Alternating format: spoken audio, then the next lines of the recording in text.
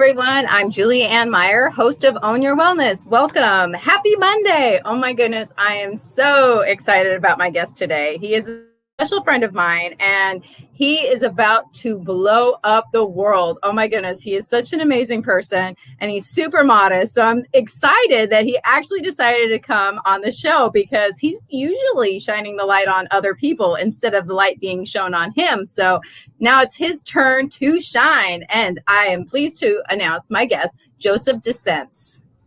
Oh, man. How are you?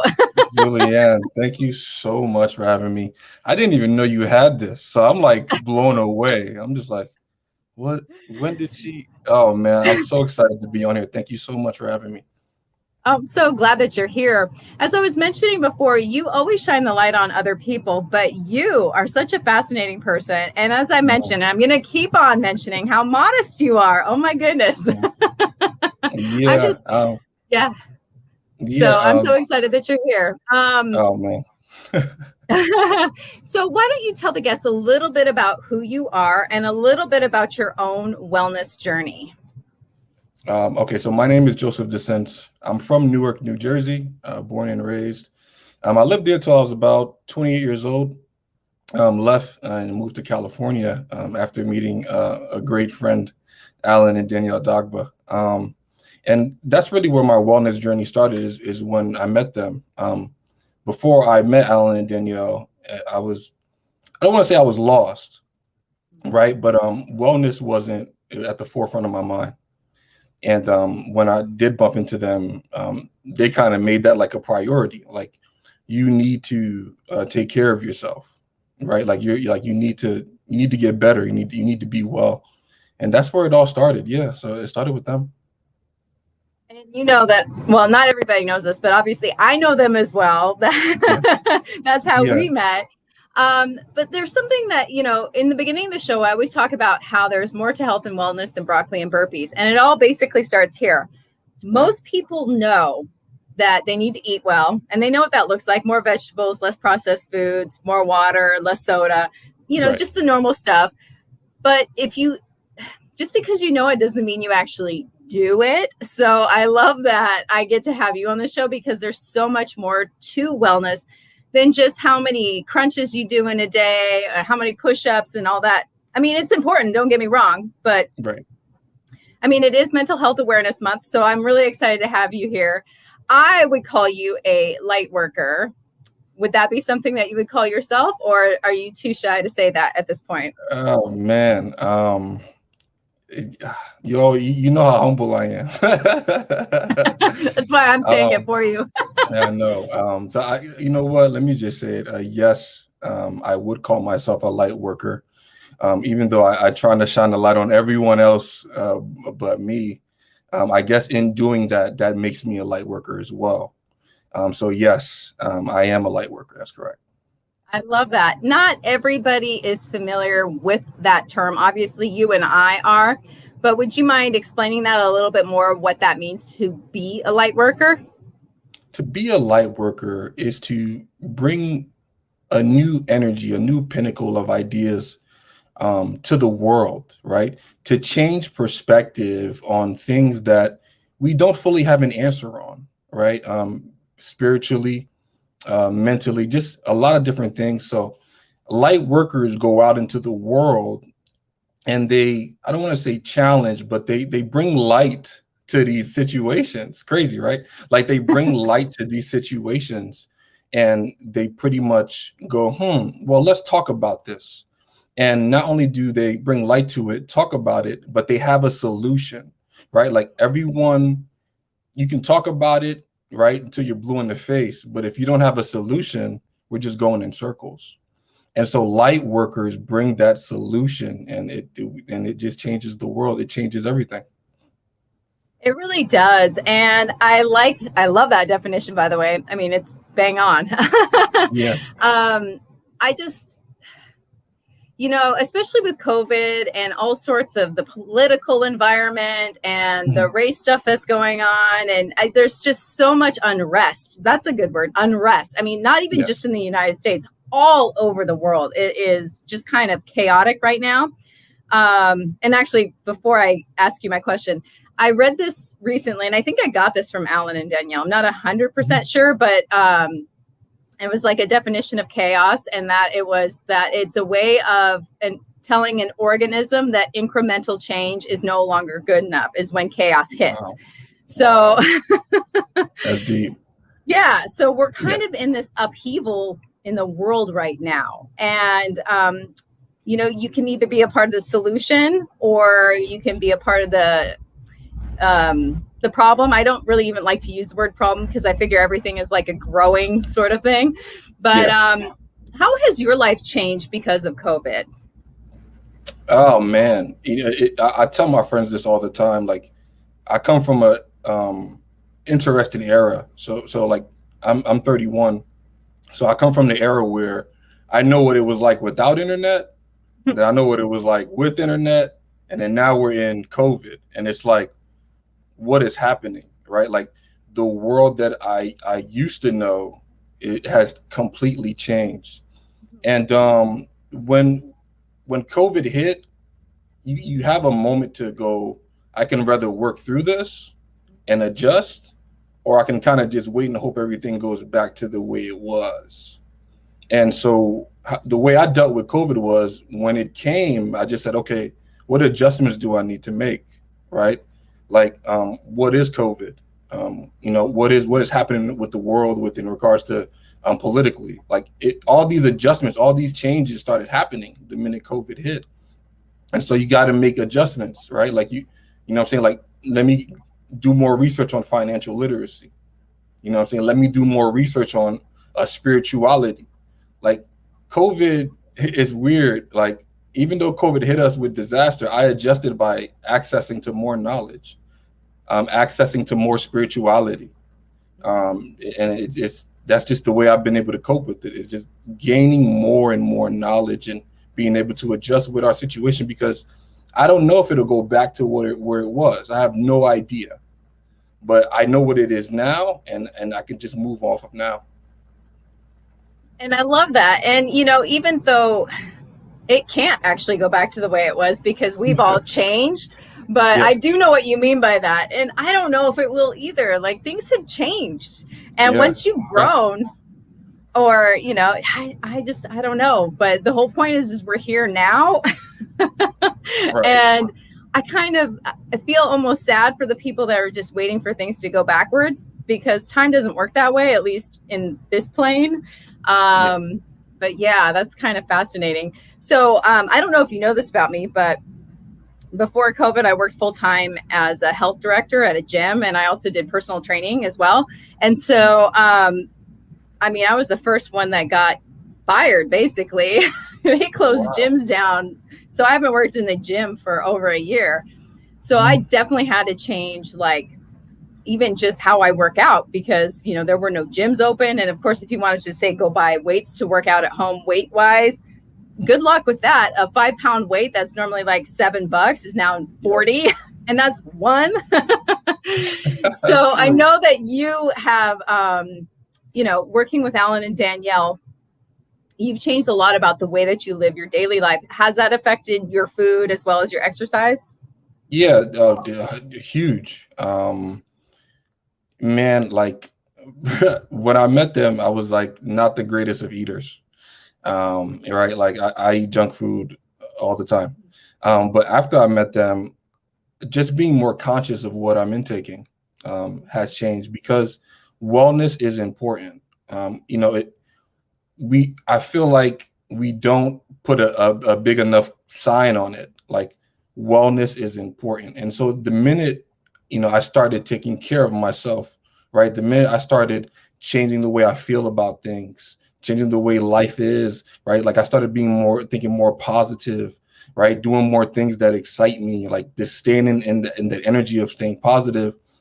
And naturally, you just want to be better, right? Like, anytime you want to get well, you just want to do things that make you better.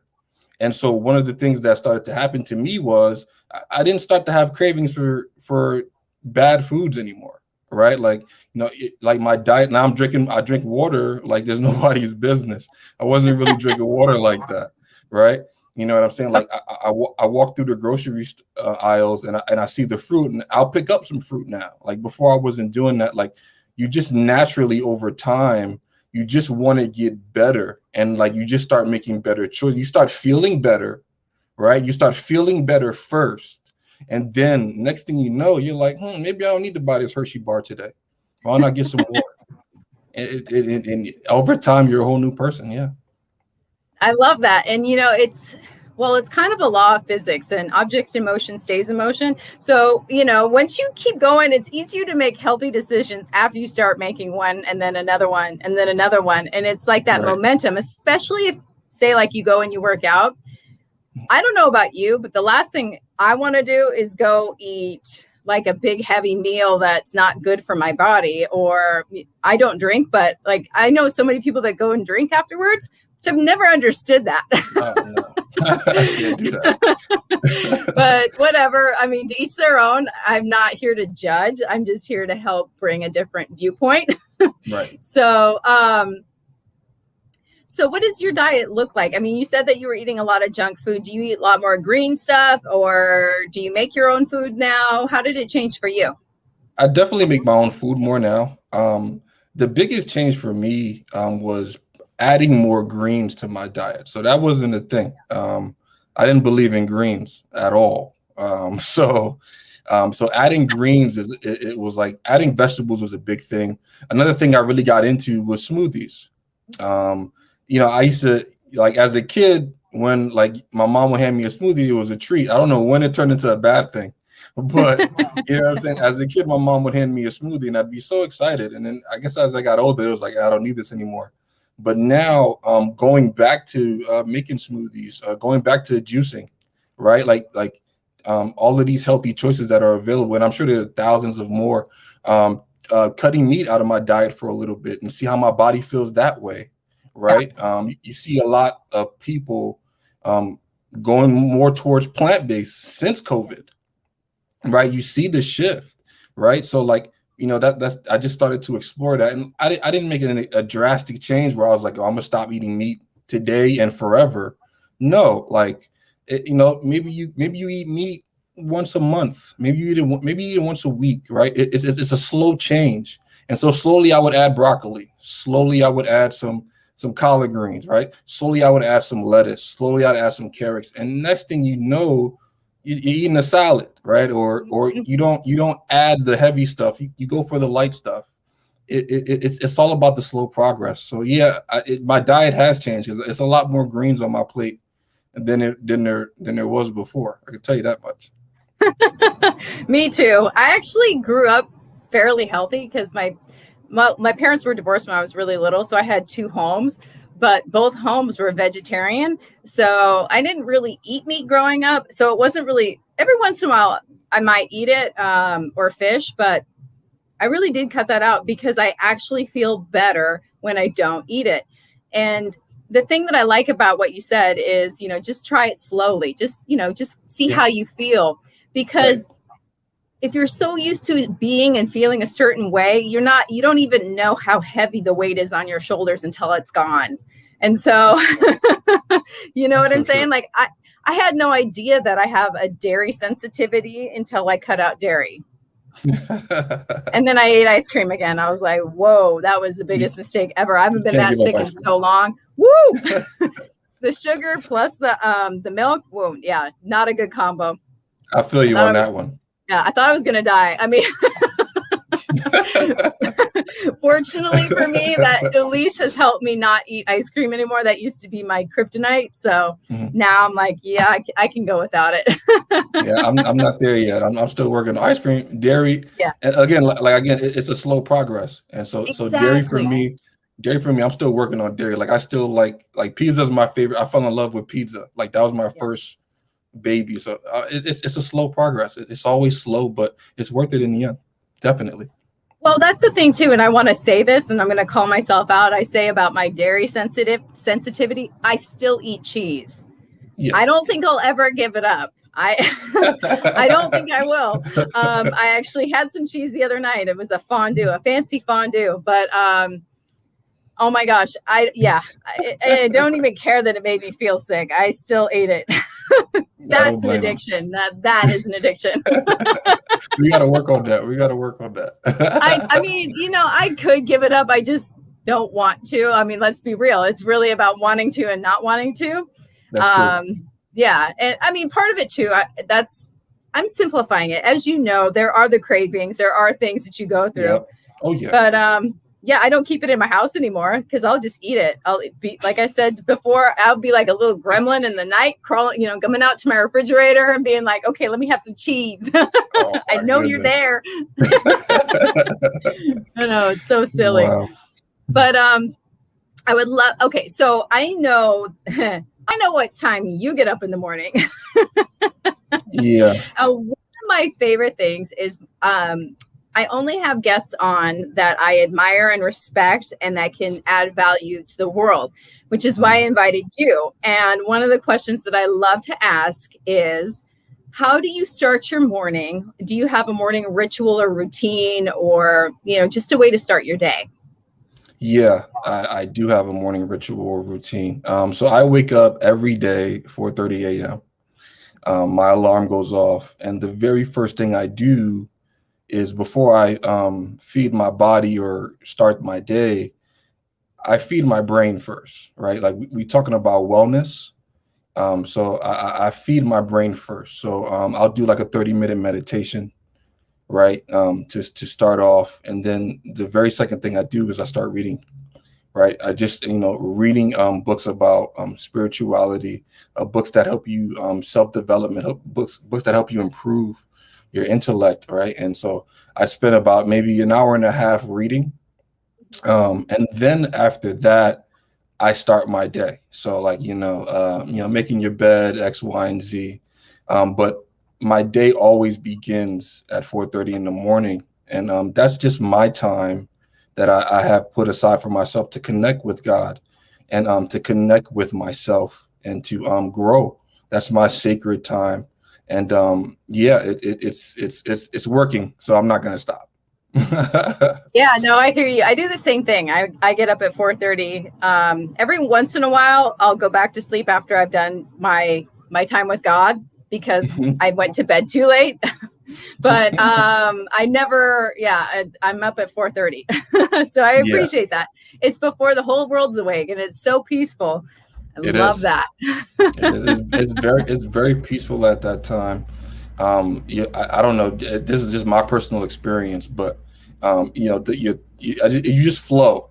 If I could use a word for it, for me at that time, I just flow. Like everything just flows well, and by the time it's time for me to clock into work, I'm already up, already ready to tackle my day. And it's helped me out tremendously. So yeah, I think it's an awesome thing. I love that. And I know for me that flow, and I want to elaborate a little bit more on that because I know for me, it's like most people start their day and they're on the go. So it's almost like you're catching up from the moment you wake up. But what you and I do is we actually have what most people might do in the evening if they weren't tired. But by then they're tired. So now you get to have this genuine me time with your higher self and actually cultivate the feelings that you want to have for that day instead of just like trying to catch up from the moment you wake up. I love that you do that too. Yeah.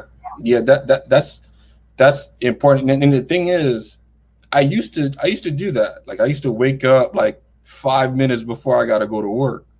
And then, and then now that we're at COVID, I don't got to wake up. Is like before, you'd have to wake up, get dressed, get in the car. It's this process. Now it's like, oh, I don't got to wake up until 10 minutes before. Oh, I'm going to sleep.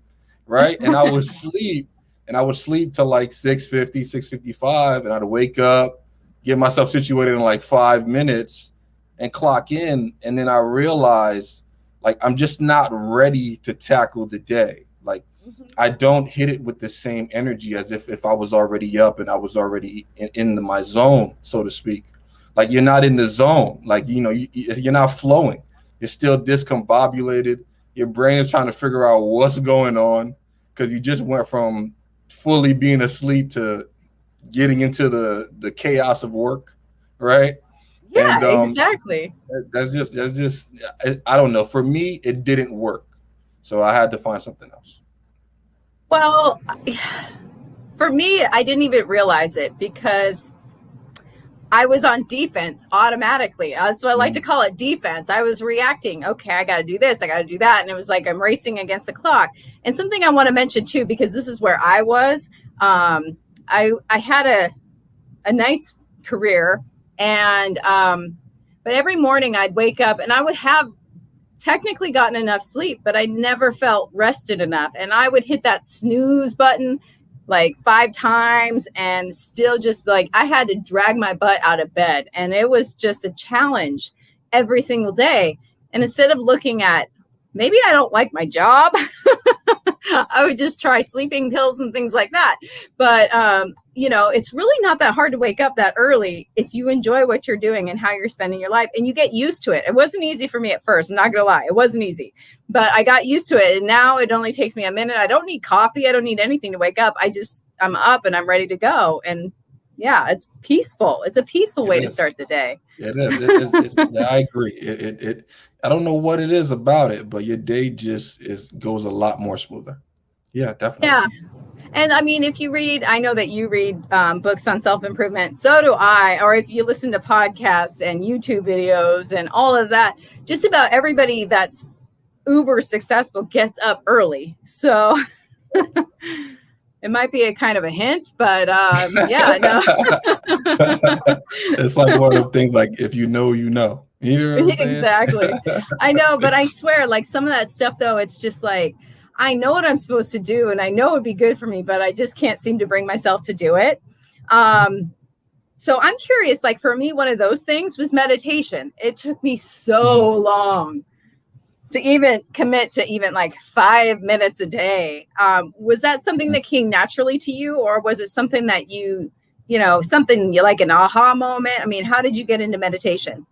What's funny is, and I always joke about this when I'm talking to my friend Eugene, my best friend.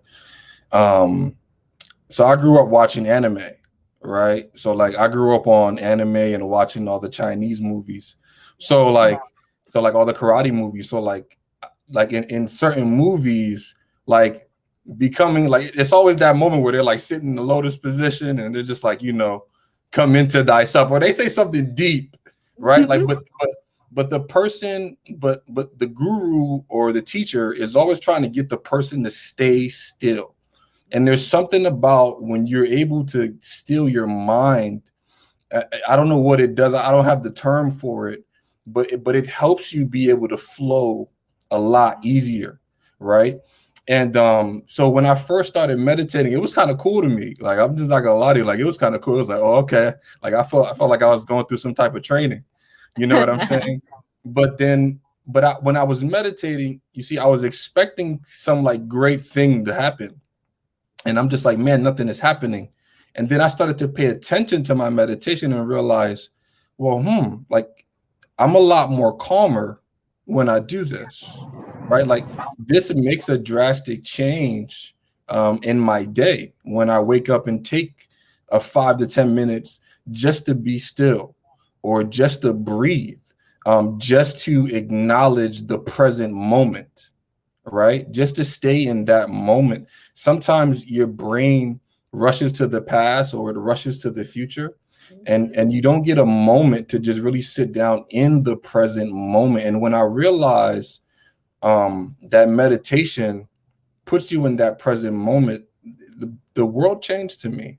And so it wasn't that difficult for me to do it. It was cool for me to start it. But realizing the importance of meditating for me and how it changes my life was big. So now I was all in. I was like, okay, how long you need me to do? Like, what you need me to meditate for 6 hours? I got it. And I didn't have it. But over time, I understand the importance of sitting there and really just honing in on the present moment, holding in on your breath. It makes a significant difference. Yes. It really does. And, I was just thinking about how so many people say, oh, I can't meditate.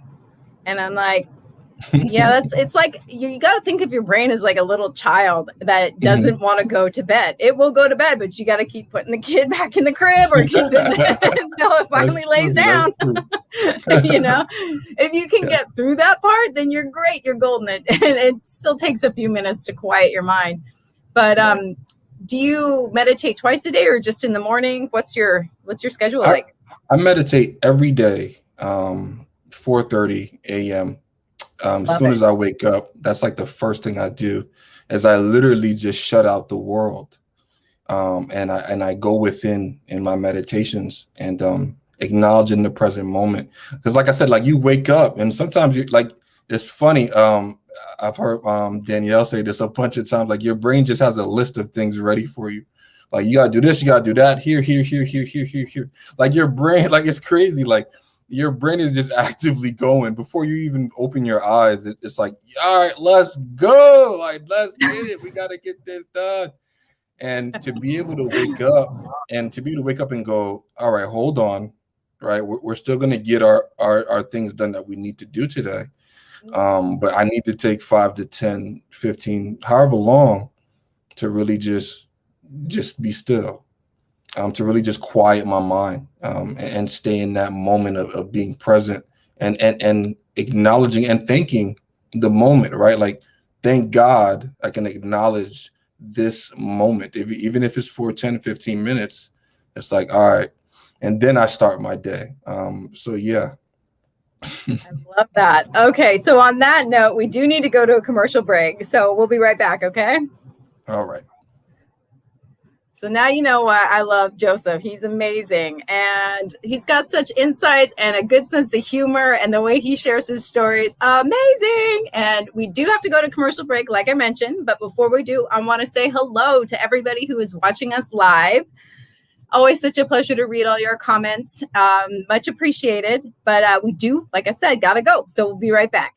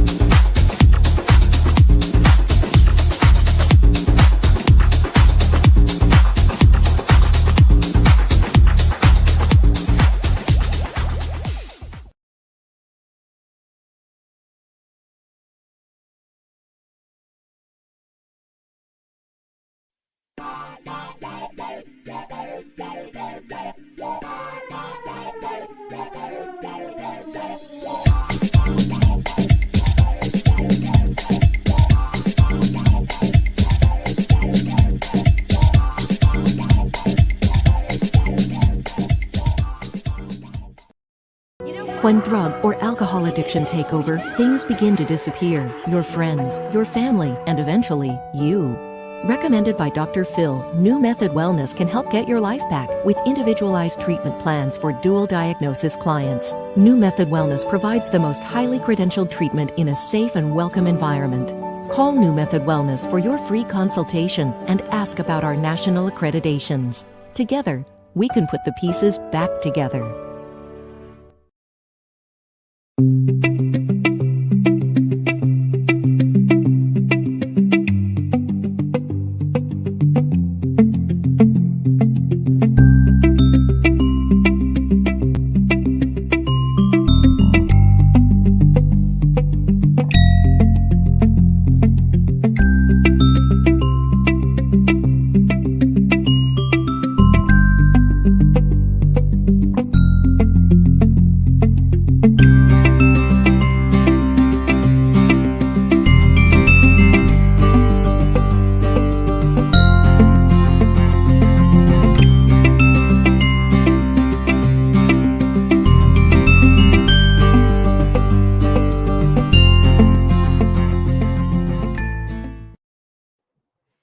Everyone, if you're just joining now, my name is Julianne Meyer and I am the host of Own Your Wellness. And today's special guest is a friend of mine and an amazing person, Joseph Desince. Let's bring him back.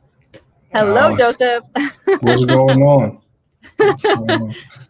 I know, commercial breaks. What fun, right? Man, yeah, I was enjoying it. I was like, oh wow, I've never seen this. That's a new commercial. Yeah, exactly. They're actually pretty, informative, I guess. But anyway, we're here to talk about you, and I want to talk about your podcast. Oh So man. I would love for you to share about that, what it is, what it's called, what to expect, all of the details. So our podcast is called the 30-Minute Podcast. And so for 30 minutes, I'm interviewing light workers such as yourself. I'm asking them different questions about health, wellness, spirituality, and their journey into, becoming their higher self, becoming their new self. And so, and it brings light to them on their journey. And I love hearing stories, like I love hearing stories. So to be able to do that, to be able to take an amazing person like you, like Julianne, and be like, well, let me ask you some questions about like how did you get here? Like how did you get here? You know what I'm saying? And to watch them just go, well, I started here, I did this, and here, and like it just being able to bring out that information that's going to help someone get to the next level is so cool to me. And so we created that podcast strictly for that, just to put a light on these great people. I love that. And actually, somebody that you just interviewed, Adriana Dale, was on the show. Awesome. She was. I saw that one. So amazing. Oh my gosh. She was on the show maybe 2 weeks ago on this one. Yes. So yeah, and her talking about finances and the spirituality behind it. And, there's something that I love about spirituality that a lot of people don't really understand, is that it doesn't make you holier than thou.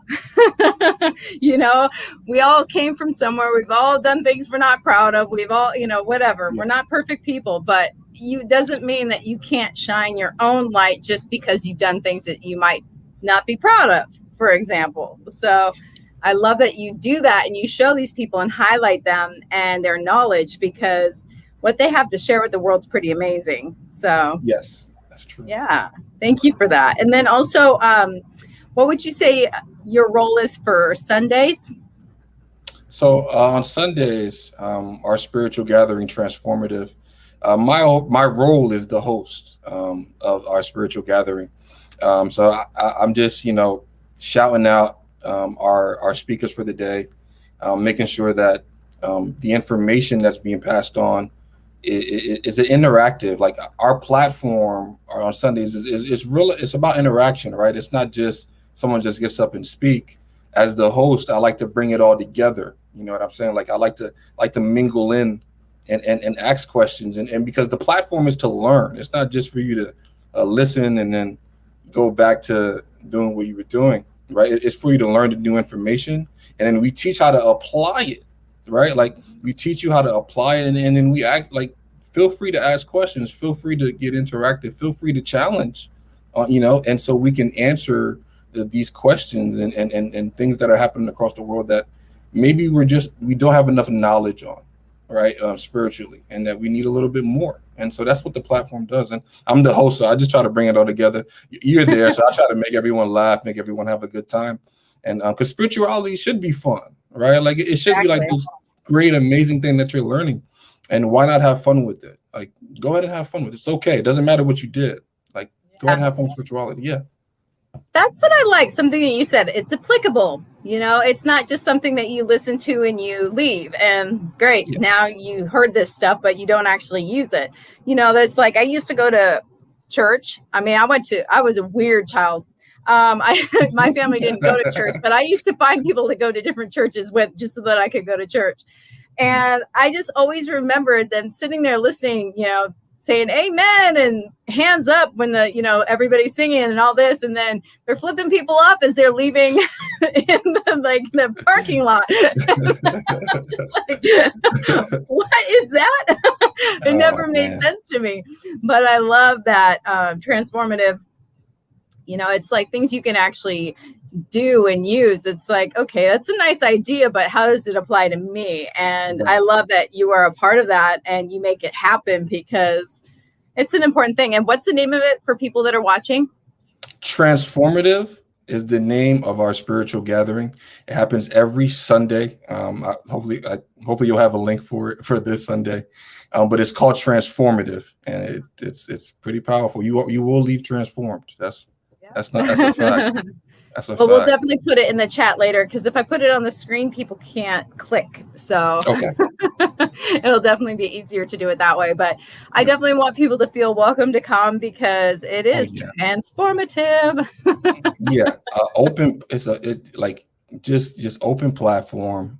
All is welcome. And man, it just changes your perspective on. We challenge every perspective on. Like we challenge. We bring light to these perspectives, and we just do an awesome job of just answering the question. Like, if this is a mystery, why don't we solve it? Like, let's not leave it a mystery. Let's solve it. Yeah, I love that. I love that it's applicable, because all ideas are fine and dandy, but if you don't know how to implement something into your own life, then it's not exactly life-changing, is it? Exactly. Yeah. It really, you have to be able to, but that's the best knowledge, right? The best knowledge is the ones that you can apply, and it causes a change in your life, right? If you're just getting the knowledge, but there's no tool to apply it, you just got knowledge. And that's not a bad or a good thing, but nothing's coming out of this, right? And like the purpose of gaining the knowledge is to get something out of this, right? Like to have a change happen. So if you don't got nothing to apply it to, or an instruction of how to apply it, you're just sitting on knowledge, and it's just a waste. Well, something that I love is, like, do you want to pass the test, or do you want to actually know something and have it be a part of you? Because we can all memorize stuff and pass the test, but that doesn't mean it actually changes us. So I love that idea. So I'm curious, since you like to read books that help change how you view the world, or maybe even live your life, what is one of your favorites? Oh man. Ooh, that's a loaded question. I know, right? One of the first books that I started reading was Think and Grow Rich by Napoleon Hill. That was one of the books that started my journey on being well after I met Alan and Danielle. Alan and Danielle also have a book called Secrets of Divine Manifestation. So that was a book that that really helped me in my wellness journey. I'm trying to think. What's the other one? The Power of Now. I can't remember the Eckhart Tolle. Yes, The Power of Now. I read that, and that book really changed my life. So those are some of the books that really put me on this path of being a more health and wellness conscious of becoming a better person. Yeah. I love that. I know. Well, that's funny, because the books that you chose, except for Alan and Danielle's book, but and that's Dogma, for those of you who want to look it up on Amazon. And you can find all those books on Amazon, by the way. Think and Grow Rich, I have that book, but I could not read it to save my life. It was like pulling teeth, but I could listen to it in my car. I listened to it like 16 times in my car. And The Power of Now, I couldn't read either. It's the weirdest thing. I don't know why it's like so hard for me to, I don't know. I mean, the information's phenomenal. It really is. So life-changing information. Absolutely is. So what would you say is one of the, like a habit that you've changed that has, I don't know, maybe changed your life? It doesn't even have to be anything huge, because usually it isn't anything huge. Usually it's something small, and then all of a sudden everything sort of, it's like the domino effect, and everything falls over just because you pushed the first one. Mm-hmm. So one of the things that Think and Grow Rich pushed was focusing on your self-confidence. Mm-hmm. And so that was a habit that shifted for me. I would say things about myself to myself that weren't really the nicest things. And so my self-confidence wasn't as great as it could have been. And so one of the things I started to do was to tell myself the opposite, right? Like, you're going to be great. You're going to be fine. Today's going to be a good day. And that's a habit that, now when I was doing it at first, I'm like, I don't know what this is. This isn't going to work. And then it's funny is now when I do find myself in those moments where I want to say something that will kill my self-esteem or crush my self-confidence, I can go, nah, we're not going to say that. We're going to say this. No matter what's happening, I still tell myself it's going to be a great day. Things are still going to look up. You had a bad moment, not a bad day. Right? Like, yes, like those little things that I tell myself really keeps me in that flow, right? Like we were talking about earlier, keeps my confidence high, and just keeps me going, keeps the motor running. And so, so self-confidence was a habit that I started. I didn't have it. I guess it was a habit because I had tell myself bad things all the time. So I had a bad habit. Right. And then I turned it into something positive, of a good habit. And I watched the results, and it's changed the way I look at myself. And I look at the world. Yeah. Well, I know that for me, once my self-confidence grew, everything in my life changed. I even have more money, you name it. Like, it affects literally everything in your life. It does. It changes it. Well, when you say too that a lot of things that we do, we tend to think that it won't affect. It's almost like we figure it's this isolated incident and it doesn't affect everything else. But, the way we talk to ourselves affects everything. The way that, how much we sleep affects how the choices in food we're going to eat the next day, even, or how we're going to emotionally react to the day. But people don't realize that all this stuff is like, you are a being. Yes. So, did it take you a while I'm sure you still have some negative thoughts because that's kind of how our brain is wired in some respects, but is it easier for you to catch things, or do you not really even have that issue anymore? At first, when I first did it, I would catch it late, right? So I'd say it and I'd be like, shoot. Did it again. Why'd I do that? Man, like, come on, Joe, like, you better than that, right? And then as I kept doing it, now I'm able to catch the thought when it arrives. And it comes like I don't want you to think like it doesn't stop. It continues to come. It continues to challenge you. And now when it comes, I can go, wait a minute. No, I don't want to feel that way. And I don't believe that this is going to be a bad day. It's going to be a great day. I don't believe I'm this, and I don't believe I'm that. I'm this. I'm a great person. You know what I'm saying? Like people love me. Like I add value to the world. You know what I'm saying? Like I say these little things, and it boosts me up, man, and it keeps me at a high level, and it also helps me operate life. I don't know, but you just operate life a whole lot better when you feeling good compared to when you just not feeling good. I'm not like, it's nothing deep. Like, I don't want you to think like there's something mystical about this. It's just like you feel good, and then everything else around you just starts to just flow better. It's just the way it works. And so so now I'm able to catch these thoughts and keep it. Sometimes they slip through, to be honest. Like sometimes they do slip through. Sometimes I don't say the best things about myself, but that's fine, right? I pick myself up again, you know what I'm saying? I get off my soapbox for that moment, and I go, you know what, Joe, we had a bad little moment. You got your little tantrum out. All right, now go and continue the rest of this amazing day, because you still got 8, 12, 16 hours left. So right? go knock it out, And so when they do come, I am, now that I'm thinking about it, I'm so aware of it when it comes down. I'm like, whoa, where'd that come from? I love that, because a lot of people think that when they do this work that the work ends. No. It gets easier, but you know, it's kind of like driving a car, in my opinion, where when you're learning how to drive, it's like you have to pay attention to every single little detail just to keep the car on the road. And you're close to an accident every 2 seconds.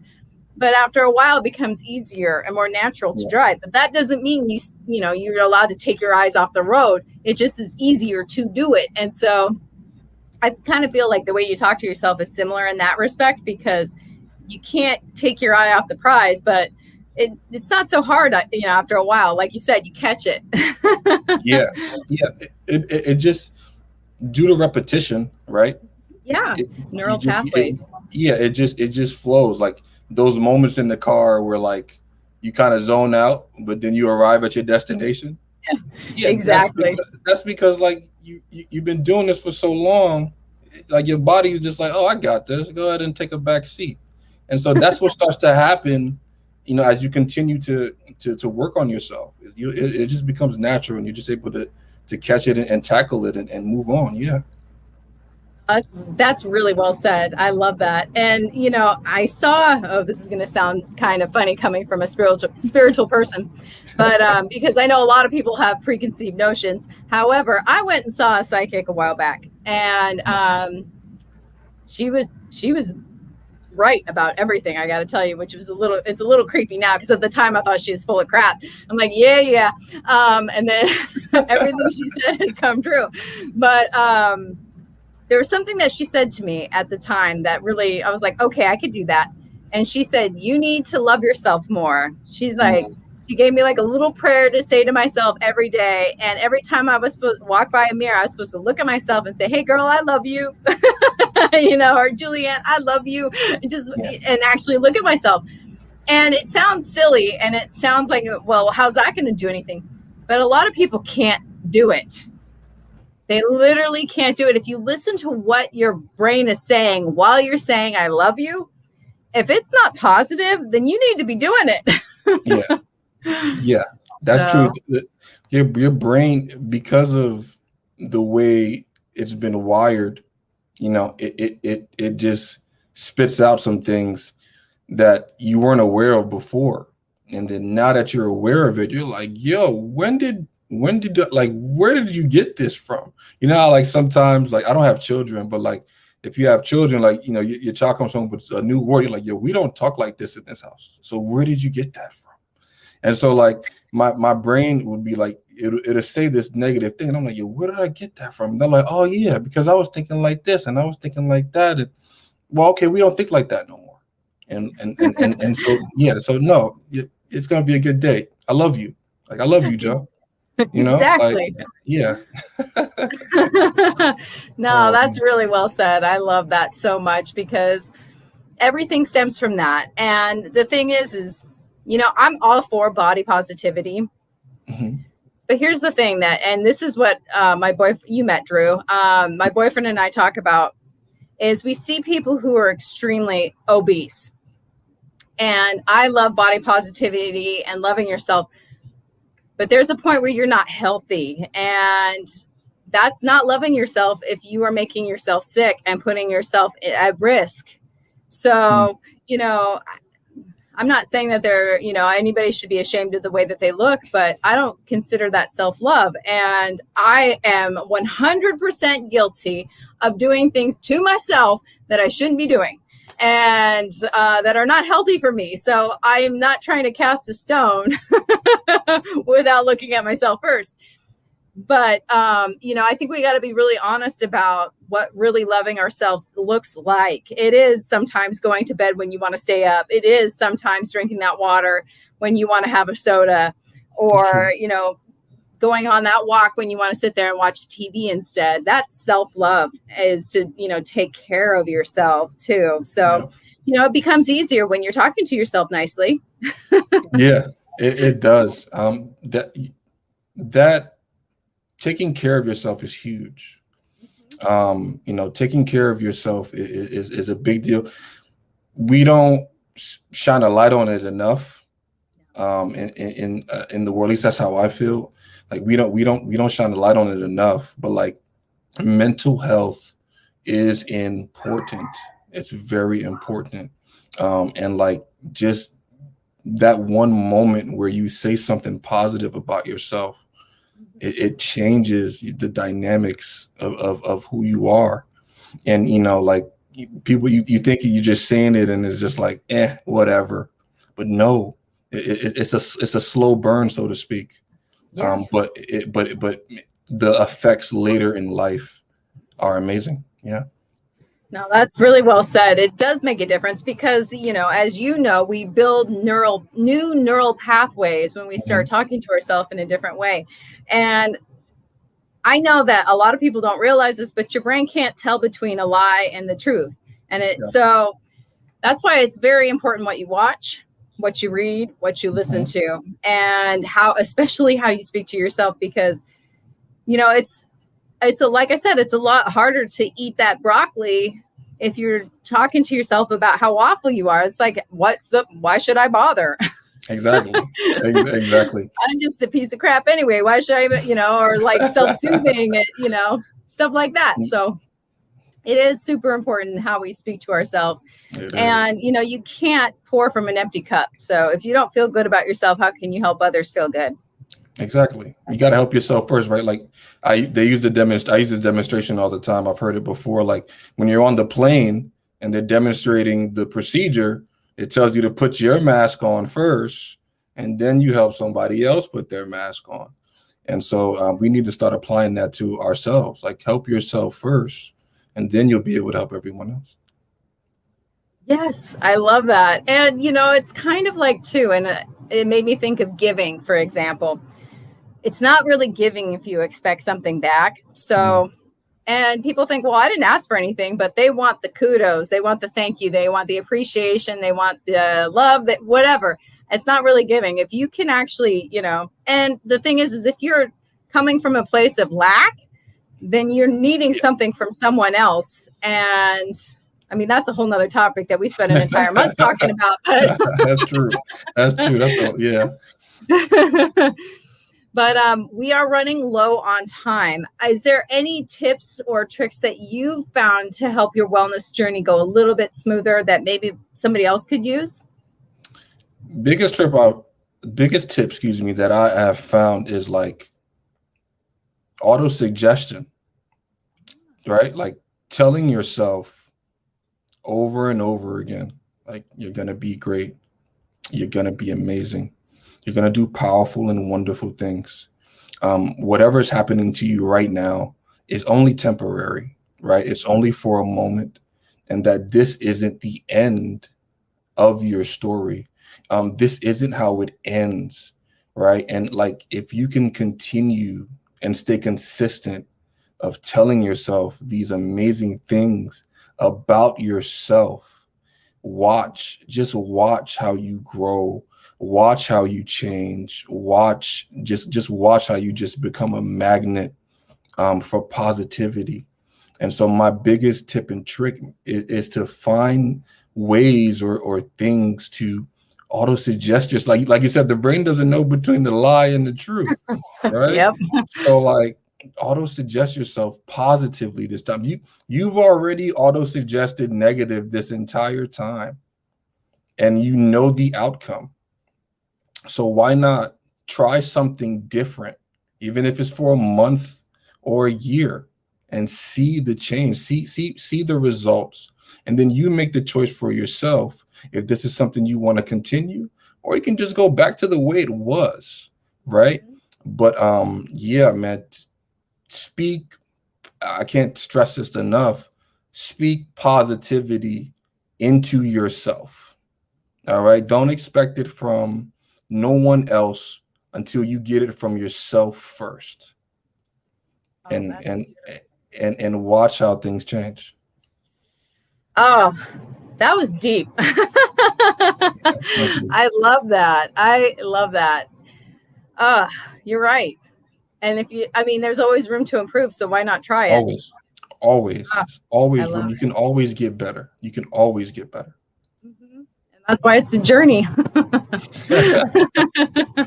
It is. Well, Joseph, I just want to say thank you so much for coming on the show today. It has been such a pleasure getting to know you better and being able to shine the light on you for once. Thank you. I'm not used to being on this side. I'm used to being on your side and asking the questions. And I used to think like, oh, I'm never going to be on that side, but here I am. And it's truly a humbling experience. And I thank you so much for having me on this platform to share with the world my thoughts and my journey, a small bit of my life and my journey on wellness. I can't thank you enough. Thank you so much. Thank you, Joseph. It's been a pleasure. You're welcome. So yes, now you understand why he's amazing. You've got to check out his podcast for sure. It's on YouTube. It's 30 Minutes with Lightworkers. And I'm going to make sure we put everything in the chat as well so that you can just click and go on that. So we'll see you on Thursday, everyone. Have a great week.